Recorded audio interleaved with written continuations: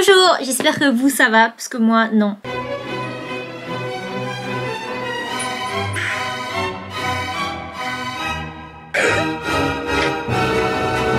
Avant de reprendre les vidéos pour la rentrée, finir les vlogs déménagement et passer au prochain arc, fallait absolument que je vous parle d'un événement qui s'est passé cet été et qui m'a traumatisée. Sur toute ma lancée, ma joie de l'appartement. Vidéo pas très fun par rapport à d'habitude, désolée, mais cette vidéo, fallait vraiment que j'en parle et que je la fasse parce que c'est grave. Je subis encore les conséquences aujourd'hui. Je vais vous expliquer. Contexte, il était une fois, j'achète un appartement, je suis trop heureuse. Et après l'achat d'appartement vient donc le déménagement. Donc je dois déménager et commencer à vider des choses chez moi et vendre des affaires, faire les cartons. Donc là, première fois que je m'inscris sur un site de revente, le plus connu, Le Bon Coin. Je vois un premier objet pour tester, un petit truc à 16 €, ok. Une semaine après, ça s'est vendu. Donc moi je suis contente, ça me motive encore plus à vendre des affaires, poster encore plus d'annonces et donner une seconde vie aux objets pour pas les jeter inutilement. Parce qu'en fait, moi j'ai un gros défaut, c'est que je suis quelqu'un, j'ose pas jeter des affaires et je me dis au cas où ça va servir à ça, au cas où pour ça, au cas où. Au final, je garde tout. J'accorde trop d'importance à des objets, soit par nostalgie, soit par utilité. Mais j'arrive vraiment pas à jeter les affaires. C'est pour ça que j'arrive pas à être minimaliste. Si vous avez des tutos pour moi, je prends. Bref, en parlant téléphone, si vous souhaitez protéger vos téléphones et vos appareils, vous avez les codes Kestify. Cette vidéo en collaboration avec Kestify, c'est une marque qui produit plein d'accessoires pour les appareils et surtout, ils font des coques de téléphone avec des designs trop stylés. Ils ont vraiment plusieurs thèmes et collabs sur leur site, que ce soit des coques de la collection One Piece, BTS, Twice, Harry Potter. Donc là, ils m'ont envoyé spécialement des coques de l'édition Hello Kitty qui vient tout juste de sortir à l'heure où je vous poste cette vidéo. Regardez, il y a mon chat derrière. En fait, Trinity, c'est Kitty. J'aurais dû t'appeler Kitty. Toi aussi, tu valides. Pour la coque, vous avez 4 styles de protection que vous pourrez choisir vous-même sur le site. La coque Clear, conçue pour éviter le jaunissement. Ça, c'est une bonne chose. La coque Impact, comme j'ai, pour bien protéger ton téléphone. Après, t'as la version High Level. La coque Bones, protège ton tel jusqu'à 4 mètres de chute. Et pour finir, la coque Miroir. Je l'ai aussi avec le nom personnalisé Gouzou. Il y a plein de coques sur le site que vous pourrez personnaliser vous-même. Pour ceux qui aiment l'univers Hello Kitty. Franchement, allez faire un tour sur le site. En termes de design, vous êtes servis. Je vous mets le lien du site en description. Merci à eux pour cette collaboration. Sur ce, on reprend les problèmes. Donc un soir, je fais un dernier effort. Je me dis, faut vendre ça, des chaussures de marque que j'ai jamais mis. Ça vaut pas mal ça. Là, je mets les chaussures en vente. Vous connaissez la suite. 1 heure après, je reçois un message. Bonjour, je suis intéressée. Vous pouvez m'envoyer les photos sur ce numéro, s'il vous plaît. Ok, donc je fais. J'exécute. Ok, parfait, je vous les prends. Je vous envoie l'argent tout de suite par le service Le Bon Coin. Un achat en 1 heure. Ma réaction, trop bien, trop contente. Je me prends déjà pour une businesswoman. Déjà là, premier piège des arnaqueurs où je suis tombée comme une merde. Parler en dehors du site officiel. Vous savez, ce qui me saoule le plus, c'est que 2 heures après, j'ai reçu 2 autres messages similaires. Sauf que Le Bon Coin, ils ont envoyé cette notification que après que je me suis fait arnaquer. Le pire, c'est que les échanges et les messages, ils étaient même pas bizarres. Genre, tout était crédible. Les noms, les numéros, l'adresse. Quand on parle avec eux, c'est comme des vraies personnes qui veulent vraiment mon annonce. Pas des escrocs qui veulent ma thune. Bref, en attendant, la gouzou innocente qui débute sur Le Bon Coin, sur ce marché d'arnaque par dodo. Et c'est là que commence ma descente aux enfers. Ce soir-là, j'avais passé une très bonne nuit avant de me douter que le lendemain, ça allait être la pire nuit de ma vie. Le lendemain, je me réveille, je regarde mon téléphone. Je vois à 3 h du matin, j'ai reçu un appel du service client Le Bon Coin. Ma réaction? Ouais, c'est trop bien le service client Le Bon Coin, il est trop bien, il travaille toute la nuit en fait. Ou alors il m'appelle depuis l'étranger. Alors que c'est un 07, mais bref. Ils m'ont rappelé le matin même, donc je décroche. Je me rappelle vraiment de la scène exacte quand j'ai décroché. Il était 11 h, j'étais à Monoprix avec mon sac de courses et claquettes chaussettes. Oui, votre cliente Nathalie a déjà déposé l'argent. Il faut que vous remplissiez le formulaire à travers les liens que je vais vous envoyer. Donc je fais quoi? Je clique sur son lien. Deuxième piège d'arnaqueur, cliquez sur les liens. Et donc ce jour-là, mardi à 11 h, Gouzou à Monoprix en claquettes chaussettes, hôtel avec un inconnu est tombé en plein dans le piège des arnaqueurs. Donc quand j'ai cliqué, qu'est-ce qui s'est passé? Je suis tombée sur une page et c'était mais vraiment la copie conforme du site officiel Le Bon Coin. Tout était pareil, tout! La page, la couleur, la police. Ils se sont fait passer pour des vrais employés officiels Le Bon Coin. En vrai, c'est intelligent de leur part de faire ça parce que c'est comme ça qu'ils renforcent la confiance auprès des victimes. Vraiment, maintenant que j'y repense, je me dis, ça se voit, ils ont l'habitude de réciter tout ça, de savoir quoi et comment répondre quand tu commences à douter pour tromper les gens et gagner leur confiance. Et s'ils ont l'habitude de réciter tout ça, c'est qu'ils doivent faire ça tous les jours et qu'il doit y avoir des victimes tous les jours. Donc j'espère vraiment que cette vidéo va pouvoir sauver plein d'entre vous, que vous mettez en garde vos amis, vos proches et tout, parce que je veux vraiment pas que ça vous arrive tellement moi, c'était horrible. J'ai passé une trop mauvaise période à ce moment-là et j'étais trop vénère. infirmière. Bref, en tout cas, à ce moment-là, j'étais encore loin de me douter de tout ça. Qu'est-ce que je fais? Je continue. Je remplis juste les informations. Nom, prénom, date de naissance, lieu de naissance, mot de passe Le Bon Coin, mot de passe carte bancaire. Là, ça commence à devenir chaud. Je bug un peu et je dis, je dois même mettre mon code bancaire. Oui, on n'aura pas connaissance des infos. Blablabla. Donc moi, ok cool, je continue. Je vous promets, si je pouvais revenir en arrière. Mais là, malgré tout ça, il y a enfin un premier truc que je trouve bizarre. C'est qu'il reste tout le long avec moi en appel. On le sait tous, les services clients, c'est chiant. Ils vont jamais rester 2 heures au tel avec toi alors qu'il y a tout qui est indiqué.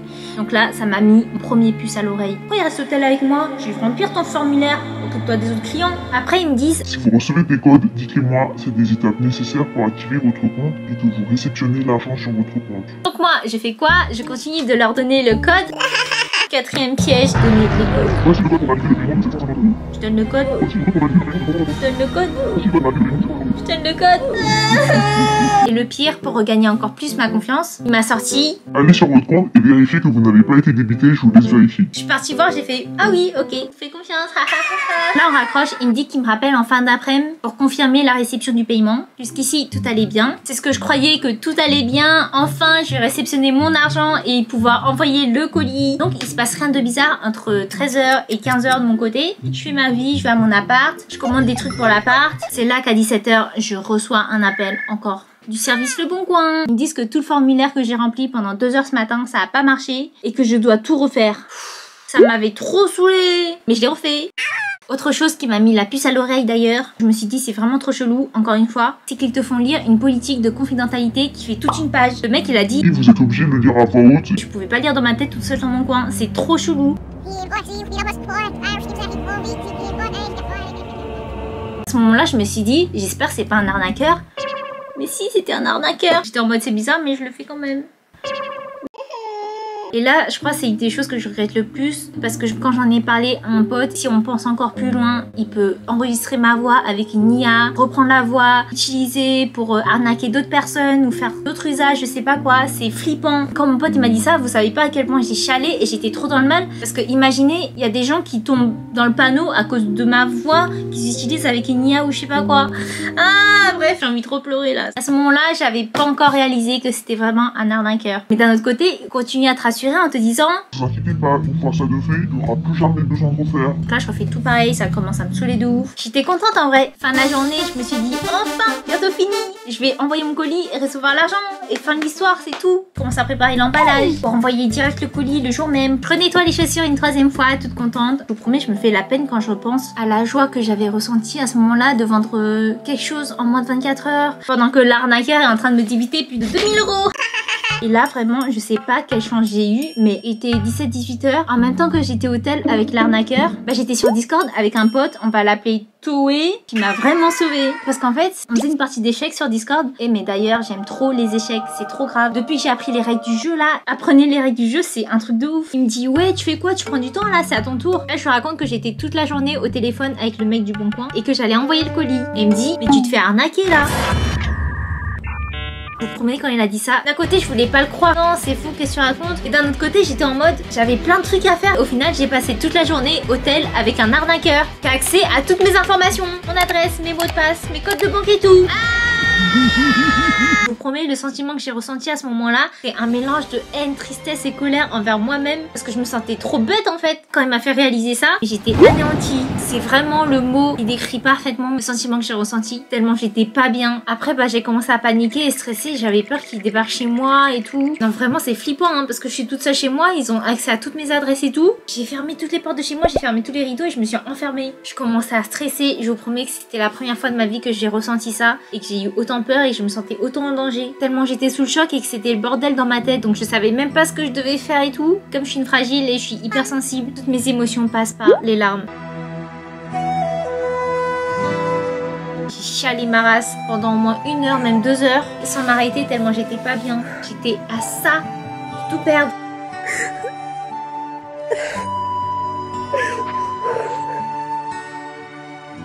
Mais malgré cette situation, la solution, c'est pas de laisser les émotions prendre le dessus. Non, c'est pas les larmes qui vont m'aider à récupérer tout l'argent que j'ai potentiellement perdu. Donc après avoir chialé fort, j'ai fait des choses à faire. Ils sont face à une shonen girl, donc c'est la contre-attaque. Décale mes larmes au soir et je réagis. Et sur mon compte, je clique sur j'ai subi une attaque frauduleuse, mon compte est 100% bloqué. Je cherche les numéros d'urgence de ma banque, j'appelle et j'explique tout au mec qui a vite réagi, il m'a bien rassuré, merci monsieur. Là je vois je reçois 3 mails de 3 endroits différents de tentatives de connexion sur mon compte bancaire. Donc nous avons Saint-Denis, ok, Marseille et Angers. Bref, je pars dormir, sauf que j'ai pas réussi à dormir ce soir-là. J'étais KO et j'avais les yeux tellement gonflés. Je voulais dormir mais j'arrivais pas parce que j'étais trop stressée. Je vous promets que j'avais peur qu'il débarque chez moi. J'avais mis plein de meubles devant ma porte exprès pour pas qu'il rentre. Comme dans les films, je rigole même pas. Je sais pas me battre mais je sais fuir et je cours vite. Le lendemain, j'ai débarqué à la banque avec ma liste de questions. Est-ce qu'il y a eu des transactions bancaires hier entre 11h et 19h? Est-ce que mon compte est bien bloqué? Est-ce que j'ai encore de l'argent dedans? Puis on a regardé les dernières transactions effectuées. Donc voici la liste de toutes les sommes que j'ai failli me faire voler par les arnaqueurs. On a réactivé le compte, changé le code, changé les identifiants, les chiffres et recommandé une nouvelle carte bleue. Et voilà, la fin de l'histoire. Du coup, ça s'est assez bien fini, mais pas trop. Là, actuellement, ils ont encore toutes mes informations. Ils les gardent je sais pas où. Ils peuvent utiliser mon nom, prénom et ma voix pour je sais pas quoi. Pendant 3 jours après, j'avais encore très peur, mais après les jours passent et après il s'est rien passé d'anormal. Heureusement que je déménage bientôt. Conseils. Les conseils que je peux vous donner si jamais vous venez de subir une arnaque ou pour ne pas en subir justement. Règle numéro 1. Ne jamais donner ses codes et mots de passe personnels. Un code et un mot de passe doit rester qu'entre toi et toi. La banque, même la police ne te demanderont jamais ça. Encore moins par téléphone, donc ne faites surtout pas comme moi. 2. Ne clique jamais sur les liens que tu reçois par mail ou par message. Même par DM sur les réseaux. Oh my god, c'est toi sur cette photo. Ça je le vois plein de fois et c'est tous des liens fake pour te hacker, donc ne cliquez pas. 3. Mettre l'authentification à double facteur